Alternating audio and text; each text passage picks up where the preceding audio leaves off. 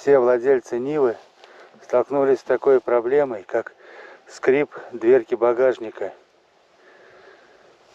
Багажник открывается тросиком. Вот здесь вот ручка находится. Сейчас откину сиденье.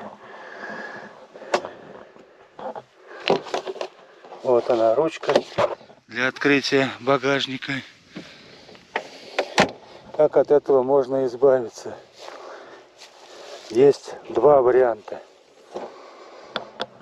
Один из самых лучших вариантов. Обмотал вот эту скобу, которая закрывает замок. Вот нарезал из баклажки вот такую вот ленточку. Вот у меня остаток баклажки, простая полторашка. Нарезал такую ленточку, вырезал, замотал ее и строительным феном погрел, чтобы она осела и стала плотненькой. Намотал я ее в 2 слоя, самое то. И еще один вариант. Вот здесь вот есть вот такие вот упоры. Видите, они на резьбе. Немножко их выкрутить, чтобы плотнее прижимало.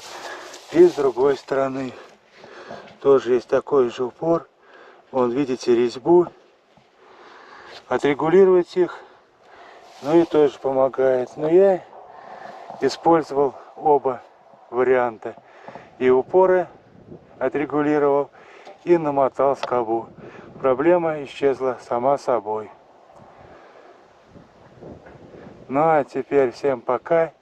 Кому понравилось видео, ставьте лайки, подписывайтесь на канал. Пока.